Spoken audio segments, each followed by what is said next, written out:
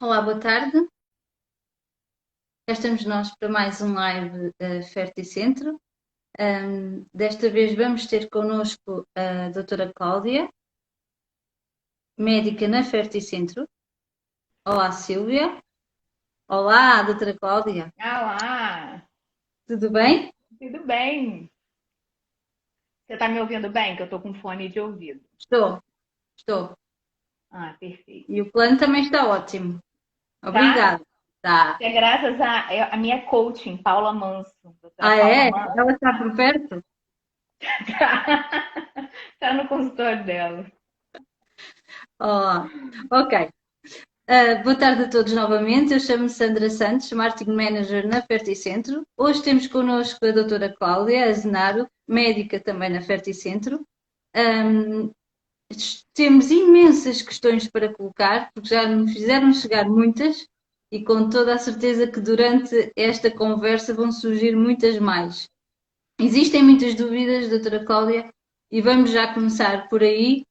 Nesta fase do coronavírus, houve uma fase em que fizemos tratamentos, depois proibiram de fazer, houve uma pausa e agora voltámos a fazer tratamentos. O que é que a doutora Cláudia acha que, independentemente de tudo isto, é seguro ou não fazer?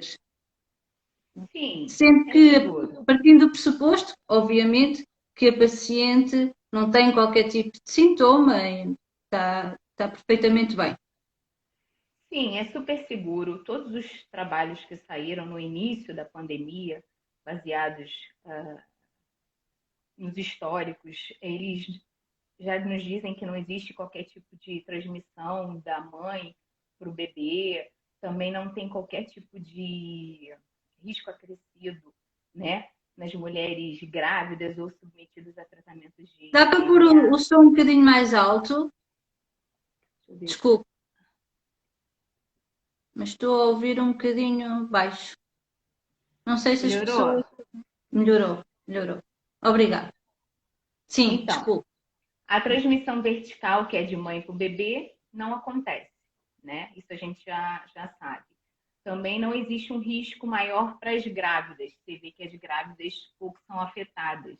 A Sim. única questão é os cuidados que as maternidades estão tendo, né? Sobre visita, né? Os pais não poderem assistir. O Sim, Bruno passou por isso, né? Nosso o embriologista, Bruno recentemente. entrou agora mesmo e não, provavelmente não pôde assistir ao parto do filho. Exatamente, né? Vários maridos não participaram do parto, mas infelizmente é uma consequência e uma prevenção que teve nesse sentido. Mas todas as crianças foram para casa, não precisaram isolamento, né? Essa relação de mãe, filho não foi perdida.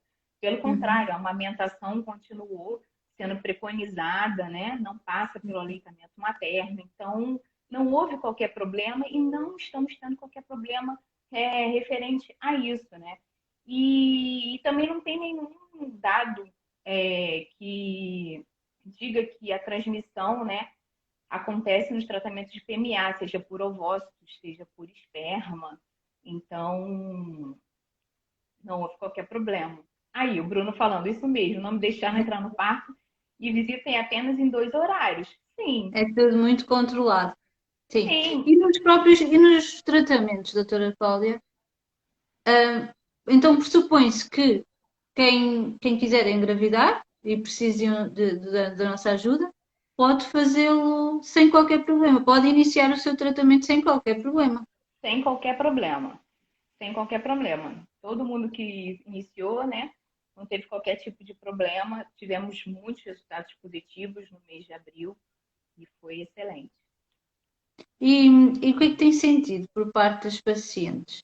Acha que elas estão com receio, mesmo nós a dizermos que não existe qualquer problema, acha que elas continuam com receio ou têm algum tipo de receio ou não? Ou estão com vontade de dar início ao processo independentemente das circunstâncias?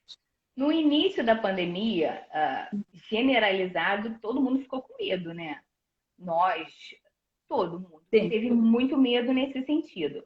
Mas depois teve a evolução, né, favorável da pandemia aqui em Portugal. Então, as pessoas começaram a acalmar os corações, né?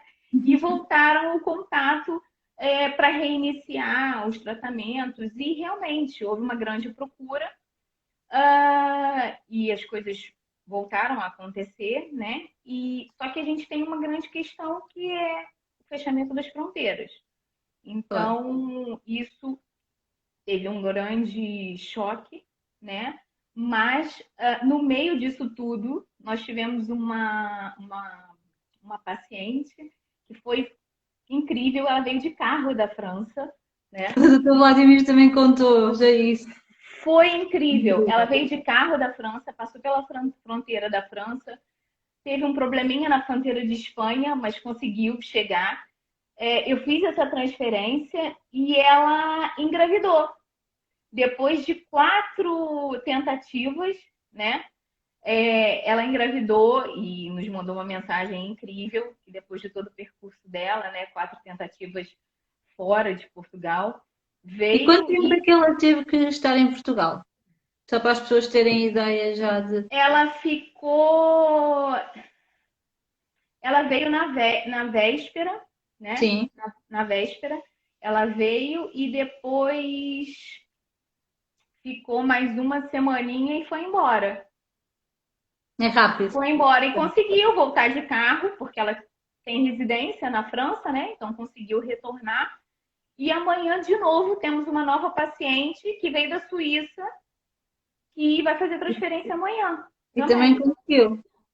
Também conseguiu. Ela, inclusive, falou que se sentiu mais segura no avião do que dentro do supermercado. Pois acredito. As medidas são muito. Sim, as medidas de segurança, ela falou que são espetaculares nos aviões, então que ela se sentiu super segura vindo da Suíça e É amanhã o vai que ser eu a digo, nós agora, transferência dela. com isto tudo, estamos naturalmente mais calmos, portanto é uma ótima fase para as pessoas fazerem tudo com Sim, mais tranquilidade, sim, sim, eu não é? estava falando exatamente isso com o Dr. Vladimiro. A gente está numa fase onde estamos com taxas de sucesso altíssima. Acho que também um dos fatores é o fato de estar todo mundo tranquilo, Mais sem calmo, estresse, aquela correria do dia a dia, né? não é? É verdade. Deixando agora de parte um bocadinho o Covid-19, quais são os principais, isto foi uma pergunta que nos fazem constantemente, quais são as principais causas de infertilidade? A que é que as pessoas devem estar atentas? Quais são os fatores, os principais? Então, aqui em Portugal, nós temos a questão do Sistema Nacional de Saúde, né? Onde ele abrange pacientes até os seus 39 anos, né?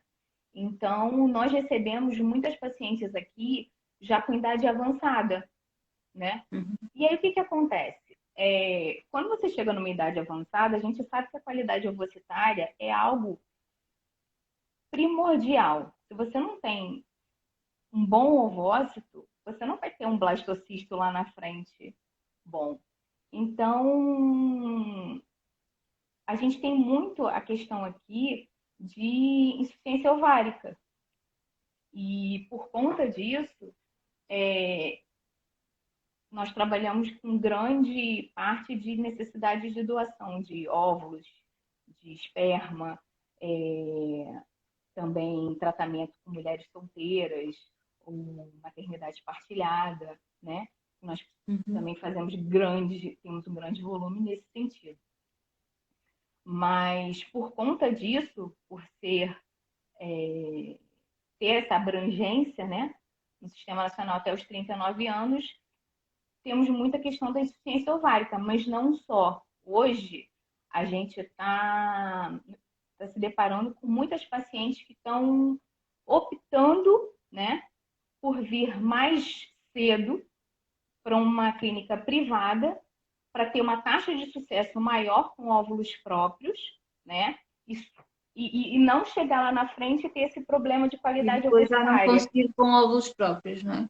Exatamente. Hoje a gente está migrando muito nesse sentido aqui, tá? Uhum. As pacientes saindo do público, vindo para o privado e com taxas de sucesso fenomenais, Sim. né? Porque o atraso na resposta, né, do Sistema Nacional de Saúde acaba prejudicando a evolução É do isso, tratamento porque dela. aqui um mês é muito importante, não é? Sim, uma paciente de. É o que eu falo, a lei portuguesa ela é incrível nesse, assim, no sentido de otimização do tratamento, no sentido de só é permitido biópsia ao embrião a partir dos 39 anos. Né? Até porque abaixo disso, você sabe que a maioria dos embriões vão ser geneticamente normais. Então, o Sim, que acontece? Quando você entra num processo de tratamento mais jovem, você vai saber que 60% desses embriões vão ser cromossomicamente normais e tem uma taxa de sucesso maior. claro. Enquanto a biópsia embrionária a partir dos 39 anos, ela já dificulta um pouco. Então, 39 é uma taxa de sucesso, 40 é Já outra, é e outra completamente. 41 é 2, 42 e vai diminuindo. Até chegar aos 45 anos, onde você tem uma taxa de sucesso inferior a 1%. Não é verdade? Então, assim, essa mudança de pensamento é muito bom, né? Das Temos aqui pacientes uma virem mais pergunta, cedo. doutora Cláudia. Temos aqui uma pergunta da Tânia, que diz: se de acordo com o diagnóstico chegarmos à conclusão que terá de ser com óvulos doados, existe lista de espera como no público? Não. Não. Nós temos disponibilidade imediata aqui. Imediato. Imediato, não existe lista de espera. E principalmente que agora Portugal são ajudadores não anônimos, o que a maioria dos casais querem e que a maioria da comunidade europeia não tem autorização, Não tem, Portugal tem. Então existe uma verdade. procura muito grande referente a isso, né? É Sim, disponibilidade a imediata. disponibilidade é imediata. É o benefício do privado, né? Verdade, verdade. Aqui nós não temos lista de espera, felizmente. Graças a Deus. Conseguimos responder no imediato. Sim. Quais são então os tratamentos assim mais procurados? Então, assim, uma consequência dessa questão, a gente tem muito tratamento com doação de óvulos, doação de esperma, mas também temos um crescimento exponencial de tratamentos com PGTA, com biópsia embrionária, o casal que não quer de um banco, né, de óvulos ou de esperma, opta por fazer a biópsia desse embrião e transferir um embrião geneticamente normal. Nós temos crescido muito nesse sentido, da mesma forma que temos muitos casais que têm doenças genéticas que não querem passar para o filho, então tem esse tipo de tratamento também, tá? Onde, infelizmente, não existe um grande conhecimento sobre isso, né? De você ter um embrião seu e não passar a doença para o seu filho, né? Que são as doenças hereditárias. Isso nós também fazemos, mas basicamente a grande maioria realmente com doação, tratamentos com solteiras, né? Mulheres solteiras também está em fase crescente e a maternidade parcial 4 anos da liberação da, da A sua liberação desse tipo internet de não está tratamento. fantástica. Não, Não, mas mas vai eu ficar. vai ficar. Eu tô na clínica. Eu sei, eu sei. Mas Mas já temos. pronto. Houve ali só uma ou outra paragem. Sim. Não sei se tinha mais alguma coisa a concluir em relação a isto, dos tratamentos mais procurados. Sim, é isso. Basicamente, são mulheres solteiras, maternidade partilhada, Sim. casais que querem transferir embriões geneticamente normais, Uhum. doação de ovos, doação de esperma. Quais são Nós aqueles que têm maior taxa de sucesso dentro desses? Então, essa é a pergunta que vale US$ 1 milhão. E é que toda a gente quer É saber. o que todo mundo quer. É, Mesmo você fazendo todos os tipos de rastreio nesse casal, né? Você tem depende de vários fatores, depende, né? não E é? cada casal é um casal e tem que ser individualizado, né? Hoje em dia, cada vez fala-se mais em individualização do tratamento. Então, E é você uma, tem há pouco falávamos disso no outro live com a Sara, é uma das nossas vantagens na Ferticentro, é que realmente cada caso é um caso e é estudado em equipa e é tratado como um caso isolado, certo? sim, E, sim, portanto, não dá para comparar não. com outro. Não, eu tive um casal que sempre falou assim, ah, porque minha amiga engravidou. A sua história não é a dela, né? Cada um tem a sua história. E a vida de ninguém é igual, não é Verdade. verdade? Temos aqui outra É, pergunta, doutora Cláudia. No caso de um casal que faz PMA, ainda assim a ansiedade pode ter influência? sempre tem. E aí bate na questão que a gente falou da pandemia. A pandemia veio nos mostrar que realmente a taxa de sucesso, quando você está mais tranquilo, é infinitamente maior, É, não é? né? É quando estamos mais, as pessoas estão mais tranquilas. A Tatiana foi um caso muito legal. Doutora Cláudia, outra vez uma paragem de internet. Ah, voltei. Voltou. A Tatiana Munzila é uma paciente nossa já de muitos anos que tem uma história também incrível. Ah, então um beijinho da Tatiana, não é? Beijinhos. Beijinhos.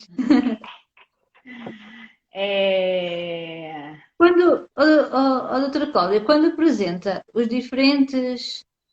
Também temos aqui uma senhora, desculpe, Aline, minha querida doutora Cláudia, foi minha obstetra. Gratidão por toda a vida. Um beijo, Aline.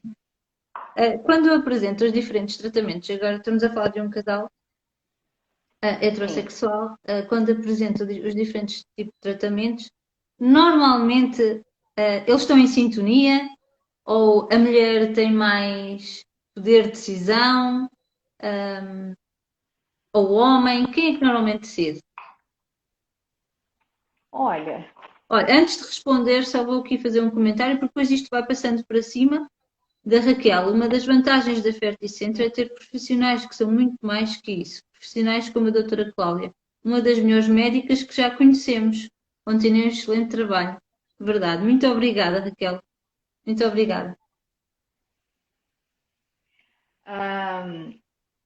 aonde você parou? Sobre a possibilidade, não é? Ah, De sobre os quem casais. decide. Sim, sim, sim. Então, Como é que se eu, costuma... eu acho que 50% são as mulheres. Acha? Mas é porque são elas que vão passar pelo processo todo, será por isso? Ah, não sei te dizer, mas eu acho que o desejo da maternidade você vê muito mais na mulher do que no homem. Assim, é igual acompanhamento de um pré-natal, sabe? Você vai à maternidade. A maioria das vezes a mulher vai sozinha e, infelizmente, não é o casal como um todo. Então, acho que o desejo da maternidade é infinitamente maior na mulher do que no homem, com raros casos onde você vê homens que querem mais do que a própria mulher. Mas no final, quem decide é o casal. Por quê? Porque qualquer tratamento de PMA, o casal precisa assinar o termo de consentimento em conjunto. Então, ele tem que estar em sintonia sobre a decisão. Na verdade, se eu E é não isso que quero, acontece, então, normalmente. na maioria das vezes é a mulher que decide, mas tem que existir uma sintonia porque existe um consentimento a ser assinado. E quando você assina esse consentimento, você precisa estar em sintonia com seu marido ou com a sua esposa, né? Ah, tem que existir essa sintonia do casal, senão não vai para frente. E quando se depara com uma situação mais delicada, um, ou que a mulher ou o homem apresenta uma situação mais delicada, em que é um assunto mais difícil de tratar clinicamente. Como é que se Sim. normalmente procede na Ferticentro? A doutora Cláudia por norma, faz a sua análise e avança, ou leva o caso à equipa e é tratado em equipa? Como é que normalmente acontece? Na maioria das vezes, nós temos reuniões, né, regulares para discutir todos os casos, principalmente os casos de insucesso. Então, é feita uma reunião com toda a equipe médica, eu, a doutora Paula, a professora Isabel, o doutor Vladimiro, com as enfermeiras, com os embriologistas, e avaliado o caso, né, como um todo, e para nós chegarmos a um acordo e individualizar para aquela paciente qual é a necessidade dela para a gente poder otimizar a taxa de sucesso daquele casal. Então, normalmente a gente faz isso em conjunto, né? A equipe toda. O que é muito bom, porque você consegue otimizar, né? O tratamento e ter uma taxa de sucesso maior. Teve outra vez uma pausa da internet. O que faz? Ai, eu vou mandar o doutor Vladimir trocar a internet da clínica. Quer nos dar Mas assim algum exemplo de algum caso, doutora Cláudia, que se lembra assim, mais problemático e que resultou bem? eu tenho alguns casos muito interessantes, muito interessantes. Tem paciente, uma paciente que, inclusive, essa árvorezinha que está aqui Sim.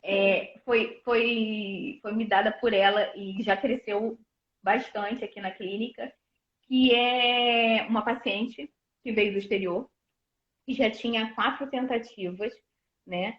E chegou aqui na clínica. Até o momento da transferência foi quase um ano. Até ela transferir o embrião. Foi uma paciente que fez acumulação de óvulos, fez a primeira estimulação, conseguiu um único óvulo. Depois, na segunda, ela fez uma nova estimulação, se eu não me engano, foram mais 3. E fez a terceira. Ela totalizou 7 óvulos. Então, foram 3 estimulações, totalizou 7 óvulos, fecundou. Esse embrião se desenvolveu até o 5º dia, foi biopsiado. Tá? Na biópsia, teve um embrião saudável, né, que ficou congeladinho. Paralelamente a isso, nós rastreamos as trombofilias dela para ver se tinha algum impeditivo, até por conta do histórico dela anterior, se existia alguma falha, o porquê que as 4 tentativas no exterior dela tinham sido falhadas.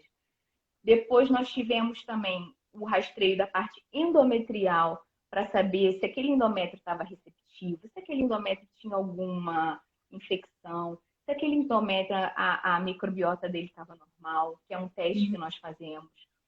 E avaliamos todo esse conceito.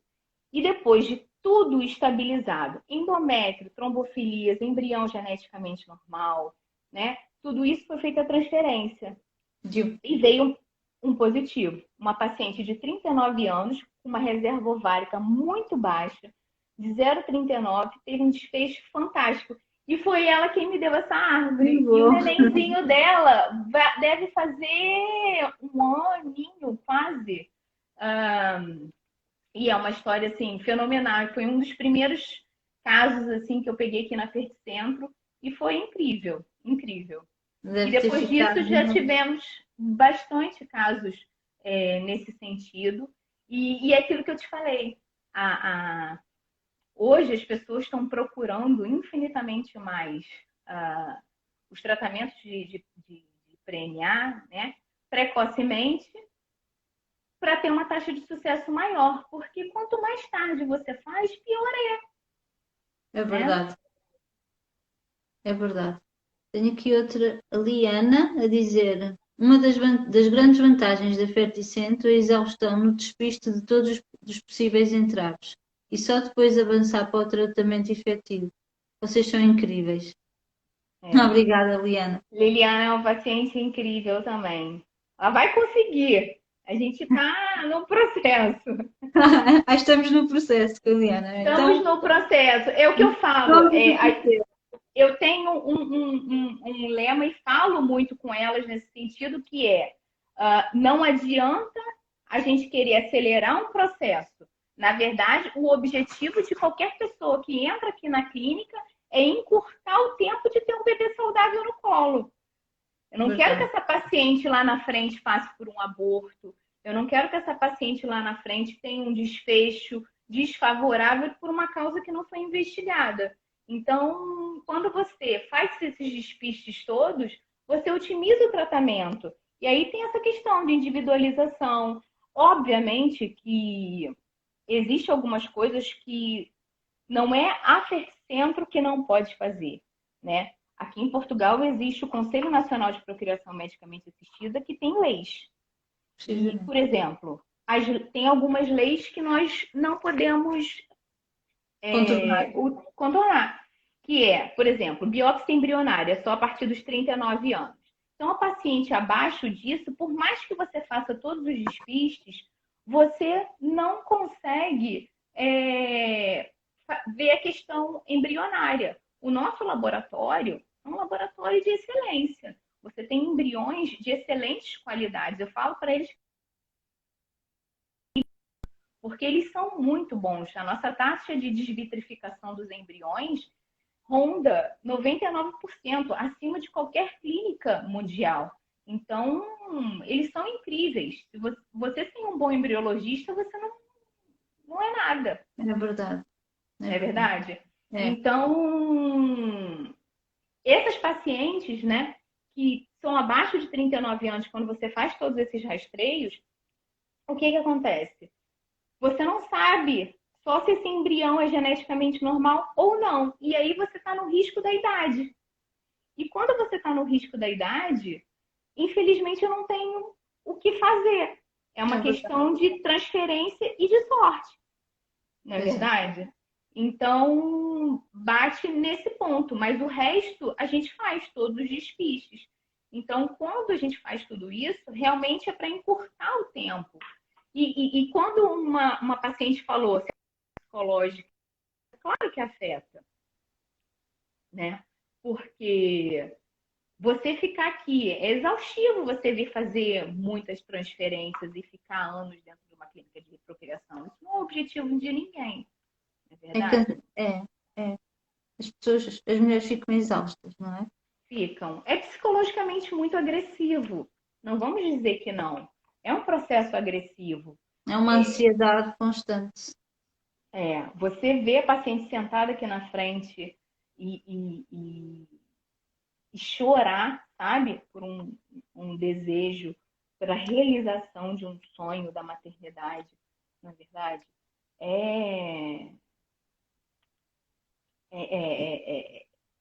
emocionante. Então, é verdade. Eu acho que a gente tem que tentar ajudar e diminuir essa ansiedade. Dar tudo, não é?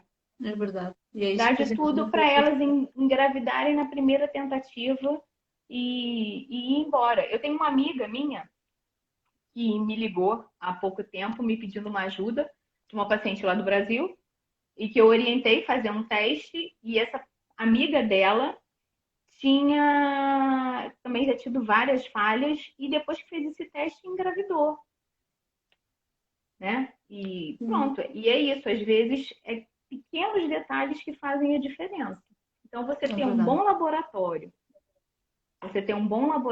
é fundamental. Você ter uma equipe médica, né, unida, onde todo mundo segue o mesmo mesma linha, não é? Todos estão alinhados. É incrível. Você fica com uma taxa de sucesso muito grande, que é o que acontece com a gente.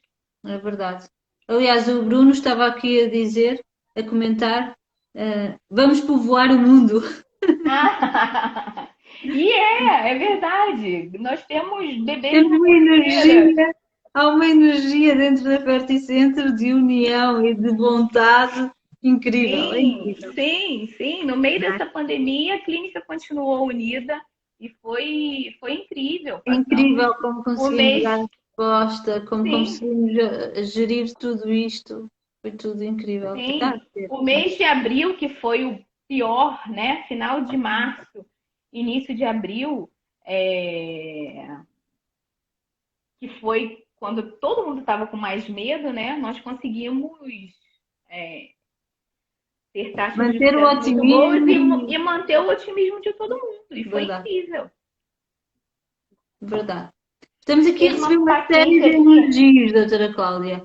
Uma série Ah, de elogios, obrigada. especialmente à doutora Cláudia, e também um olá à Daniela e à Isabel, a dizer que tem muitas saudades Olá! suas.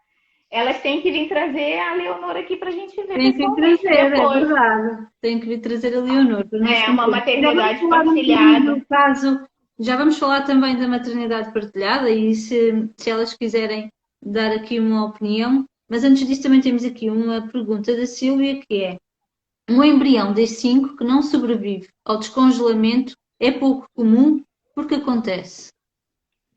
Realmente, a nossa taxa de de vitrificação, de descongelamento, realmente é muito baixa. Mas É. quando você fala numa desvitrificação e o embrião não sobreviver, significa que existe uma questão de qualidade ovocitária ou qualidade espermática, né? E aí não cria um blastocisto tão bonito. E aí, quando você vai desvitrificar, existe essa perda. Isso realmente acontece. Não é comum, mas acontece. Então na Ferticentro não é mesmo. Não, aqui não, aqui não. Aqui esse laboratório é incrível. É incrível. Temos aqui uma pergunta também, a questionar se já se pode marcar a primeira consulta na Ferticentro. Pode sim. Já. Aliás, a doutora Cláudia A está na clínica. clínica neste momento. Tô. Olá, temos aqui as meninas do Amor Sem Barreiras, ao lado na Sandra, Ferticentro, sempre no seu melhor. Saudades dessa equipa fantástica. Em breve iremos fazer uma visita. Um beijinho especial à professora Isabel, ao doutor Vladimiro e ao doutor Bruno. Estas meninas estão grávidas e que bom. Sim. Temos aqui mais uma, no final,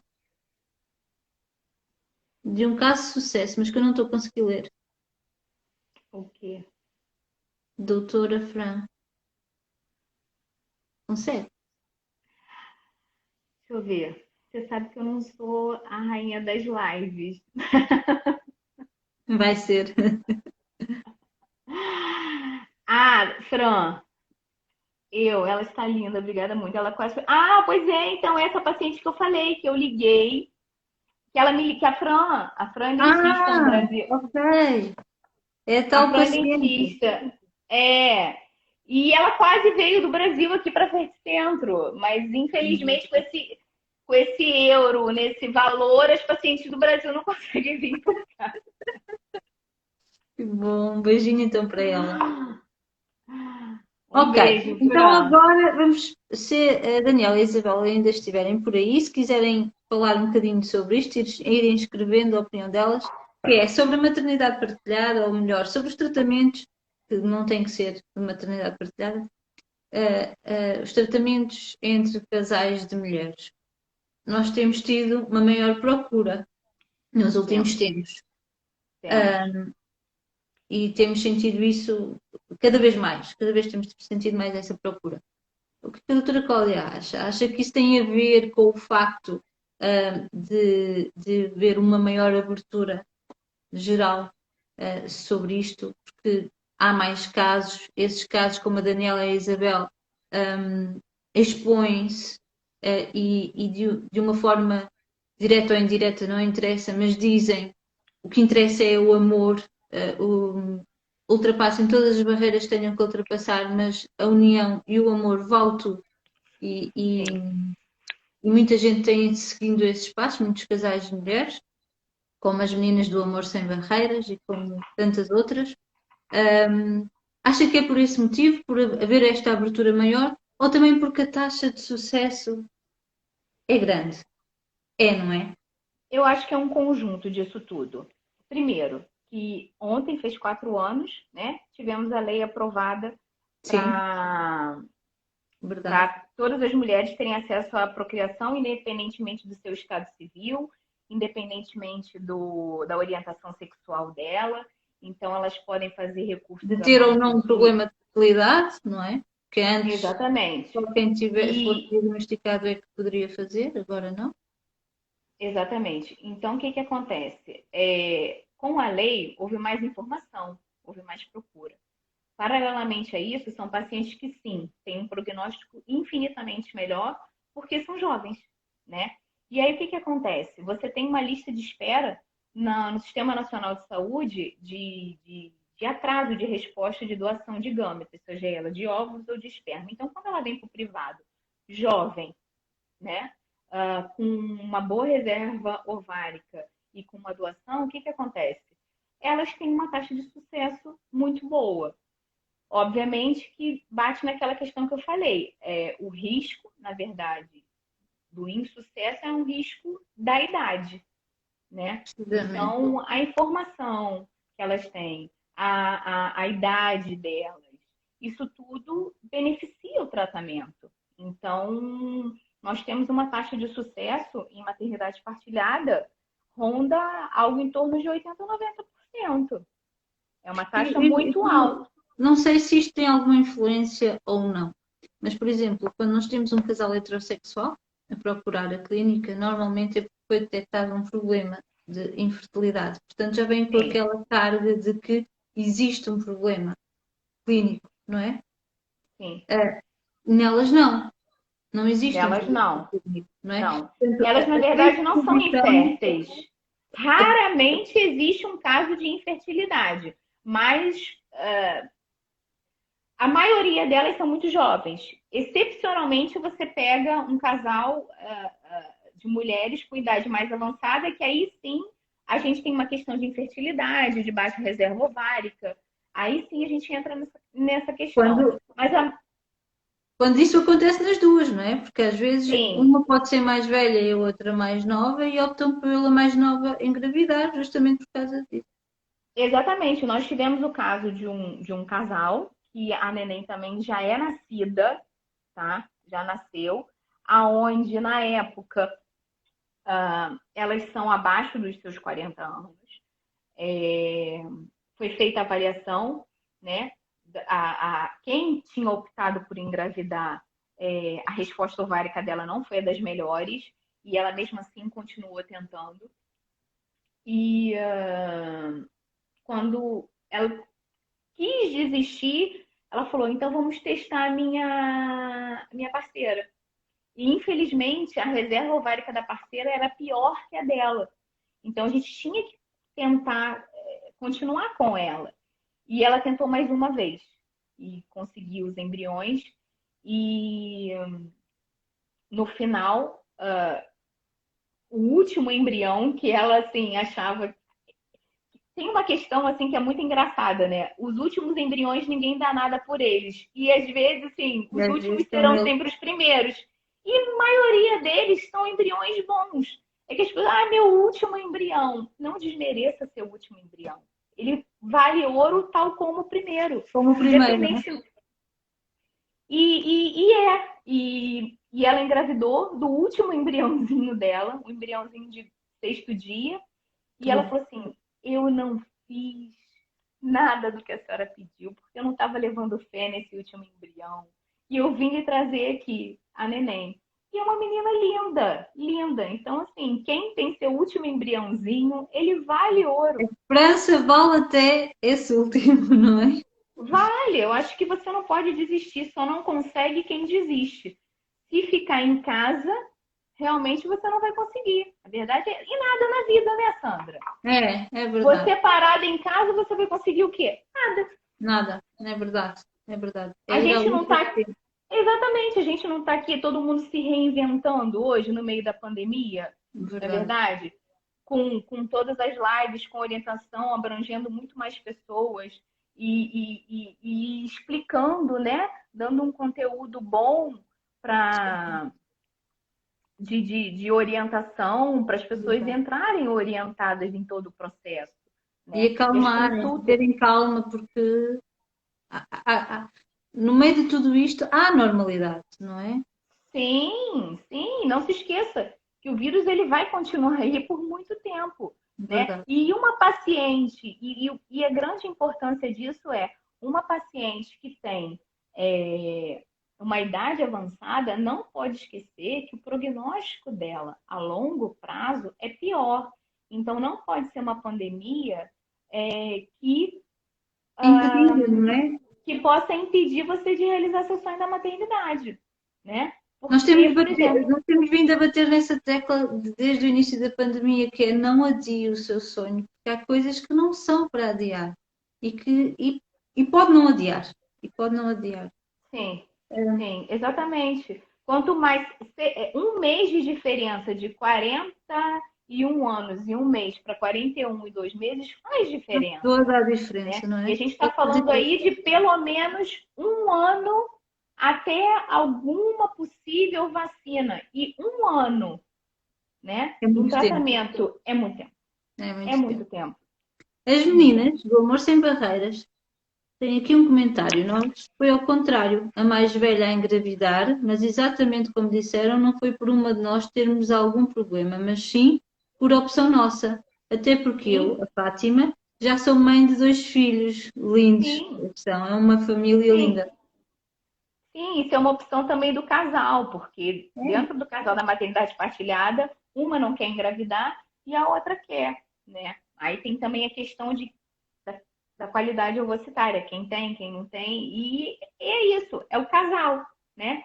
O casal entra num consenso e segue um projeto junto na realização de um sonho. A Fátima continua a justificar e diz mesmo que a Karina, identificando-se mais com o género masculino, não se via a gerar uma gravidez. Então, maternidade partilhada vem mesmo fazer toda a diferença para nós, casais homossexuais, realizar sonhos. Exatamente, é um Temos sonho, a aqui maternidade é um sonho. uma pergunta no final. Existe um protocolo para a transferência? Só transfere blastocisto ou depende de cada caso? Depende de cada caso. Na verdade, os embriões, né, o dia da punção é o dia zero, depois esses embriões, eles podem chegar a se desenvolver até o quinto dia. E nós podemos transferir embriões em terceiro dia ou em quinto dia. Quando você deixa esse desenvolvimento embrionário acontecer, você tem um maior dado sobre esses embriões. Então, normalmente os blastocistos você tem mais informações, porque o embrião que chega em blastocisto, ele é um bom embrião em D3, não é verdade? Então, não existe uma regra. Se uma paciente tem uma baixa reserva ovárica e tem poucos ovócitos para fecundar, a maioria delas não quer perder a oportunidade de uma transferência, não é verdade? Então, o que acontece? Se você optar por chegar ao D5, pode ser que você não tenha nada, mas pode ser que você tenha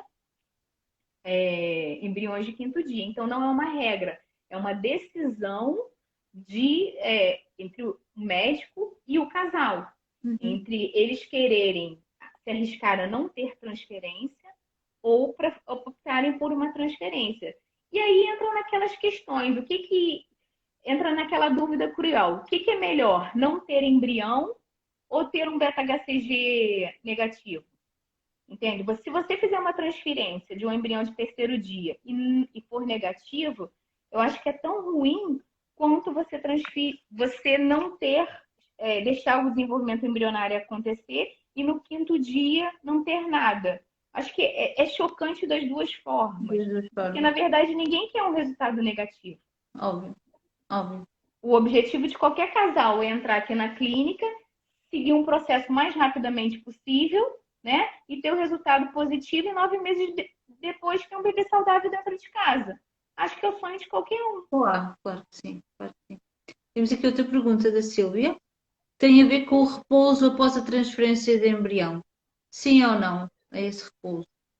É um repouso relativo. Você ficar em repouso excessivo, ir para casa, ficar deitada 12 dias, até é ruim, né? É ruim no É, porque sentido a de pessoa fica ali implantação e até a focada, não é? cabeça. Sim, é um repouso relativo, assim, não pode pegar pesos, fazer esforços, e a gente pede pelos primeiros 5 dias para não ter relação. Mas de resto é uma vida normal. É como Você no início trabalha, da gravidez, não é? Sim, Os exatamente. cuidados Aqueles normais, cuidados que todo mundo tem nos 3 primeiros meses. É isso. né? Porque ali você sabe que você está transferindo, né? Você sabe o que está acontecendo, o dia que está acontecendo e a hora que está acontecendo. Claro, Enquanto numa gravidez natural você não sabe. sim, é isso. Ahm, eu gostava que a doutora Cláudia ainda falasse sobre um tema que eu acho que é muito, muito importante e que nem toda a gente está sensibilizada para este tema, que é a criopreservação, Ah, sim. não é? Isso, sim. Eu acho Isso. que se a maioria das mulheres tivesse noção da existência desta possibilidade, primeiro, e daquilo que isto pode ter importância na sua vida no futuro, optariam muita gente por fazer, Sim. não é? Infelizmente, eu acho que mundialmente as pessoas não estão conscientizadas nesse sentido. Nós temos um grande número de dadoras aqui na clínica que vêm para fazer, e muitas delas a gente faz aconselhamento para criopreservação e não para doação, e você vê que é a minoria que volta para fazer a criopreservação. Não dá valor, né? E aí vai chegar lá na A doutora Cláudia frente, pode só resumir o que é isto da criopreservação para quem não souber. faz uma estimulação. Falhou, né? Voltei. Falhou, falhou, voltou. Basicamente, você faz uma estimulação ovárica exatamente igual para você fazer um tratamento com o seu parceiro, mas você faz sozinha e congela óvulos, né? Esses óvulos são congelados e tem a idade que você criopreservou. Então, por exemplo, Deve se ser você que idade, doutora criopreserva. Cláudia? Até que idade O se deve ideal é fazer? abaixo até os 35. O melhor cenário é até os 35 anos. Acima disso, você começa a correr o risco de ter embriões, a maioria dos seus ovócitos serem geneticamente alterados. Então, a melhor possibilidade é você fazer isso abaixo dos 35 anos, que é quando você vai ter o maior número de embriões geneticamente normais. Então, o objetivo é esse. Hoje em dia se fala um pouco mais disso por uma questão da parte oncológica, né? De pacientes oncológicos que Sim. fazem criopreservação de uma forma imediata por um diagnóstico de um câncer. Mas eu acho que hoje, principalmente por uma questão de profissional, né? Muitas mulheres trabalhando e pensando em maternidade após os 40 anos deveriam pensar nisso precocemente, porque não é algo nem que vai interferir com a vida profissional dela. Ela pode continuar trabalhando, não precisa parar a vida dela 15 dias para vir fazer uma criopreservação. Ela vai vir numa consulta de avaliação, vai fazer seus exames, depois vem fazer ecografias de acompanhamento do crescimento dos ovários e passa uma manhã aqui na clínica para ser funcionada e criopreserva e tem uma garantia para o futuro dela, quando você não tem previsão de um relacionamento, seja ele com homem, seja ele com mulher, ou uma previsão para uma maternidade à frente, onde você às vezes prioriza a sua parte profissional. E eu acho que sim, que É que faz deveriam. toda a diferença, porque, como falámos logo no início da conversa, um dos grandes problemas, da infertilidade é se estão relacionados com a idade, porque é Sim, realmente quando a mulher decide engravidar, já anda à volta dessa idade dos 35, 36, 37 e por aí adiante. E sim, a diferença pode ser essa, é que quando decidir engravidar, pode ser com os óvulos próprios, se tiver criopreservado os óvulos, não é? Quase certeza que consegue. Um, sim. e pode não conseguir e ter que ser com os óvulos doados. Portanto, faz toda a diferença, é manter ali a fertilidade, é congelar a fertilidade. Isso bate numa questão que é o choque de realidade que a paciente senta aqui na minha frente quando você indica uma doação de óvulos, Não é? sabe? Um exemplo, nós tivemos uma paciente há uns 15 dias atrás, que ela tem 47, chegou aqui na clínica aos 47, ok? Uhum. E, obviamente, que nós indicamos doação. E ela, uma das grandes tristezas dela foi que 10 anos antes, ela ouvia falar em congelamento de óvulos, procurou um médico e que deu uma resposta muito triste para ela nesse sentido, não a ajudou, não a orientou. E 10 anos depois, e ela acabou com a resposta dele ficando tão traumatizada que ela desistiu do processo de maternidade. E voltou a pensar 10 anos depois, no momento onde ela já não Sim, já não tem sucesso. Então, assim, infelizmente foi alguém que correu atrás, mas não foi bem orientada, né? E acabou tendo insucesso. Isso ainda é mais grave, Óvulos porque ela teve próprios. conhecimento, não é? Isso ainda é mais grave. Teve e foi à procura. Foi à Só que foi procura. mal orientada. Então, o aconselhamento que eu dou vá numa clínica de infertilidade, né? Numa clínica de procriação medicamente assistida, porque às vezes o seu ginecologista, o seu médico de família ou outro médico não tem nem noção dos tipos de tratamento que a gente tem. Da mesma forma que eu falei, tem muitas doenças hereditárias. Isso é outra causa de infertilidade, na minha opinião, que me parece que acontece constantemente. É que as mulheres são aconselhadas pelo ginecologista, depois tomam mais uma medicação para estimular, depois tomam mais isto, e enquanto isto está a acontecer, os meses vão passando e o tempo está a passar e na verdade depois não resolve nada. Vai ter que recorrer mais tarde à clínica. Só que E às entretanto já vezes, passou não sei quanto tempo. sim, e às vezes medicações que são dadas sem qualquer tipo de controle, né? Uma avaliação de uma trompa ou o crescimento do folículo, o desencadeamento,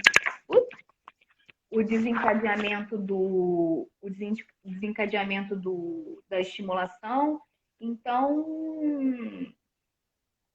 procurem sempre uma clínica de reprodução humana que consiga te orientar muito bem nesse sentido, porque é necessário. É É necessário, verdade. porque evita muita coisa lá na frente, né? Muitos problemas, muitas decepções. É verdade, sim. Sim. Bem, doutora Cláudia, está a terminar o nosso tempo. Passou rápido, não Beijinhos, foi? meninas. Ah, temos aqui só um comentário da Liana. Os médicos de família têm pouco ou nenhum conhecimento de PMA. É normal? Não Sim, têm? É é normal? uma realidade. É uma realidade. E por isso é que devem procurar sempre uma clínica. E terminamos esta nossa conversa com o nosso lema de sempre, né? Que os sonhos não são para adiar, não Não, é? não. Portanto, vamos E a como isso. diz o Bruno, vamos povoar o mundo. Vamos povoar. Isso mesmo. Obrigada, doutora Cláudia. Tá Nada, um bem? beijinho. Bom trabalho, um beijinho. Estamos juntas brevemente. Se Está Deus bem? quiser. Obrigada a Beijinho. todos que estiveram a Beijinhos, ouvir e a meninas. Foi assistir. ótimo. E qualquer questão, mandar mensagem privada, que nós respondemos quase no imediato. Obrigada Tá a todos. bem. Obrigada. Um beijo. Beijinho. Deus. Beijo.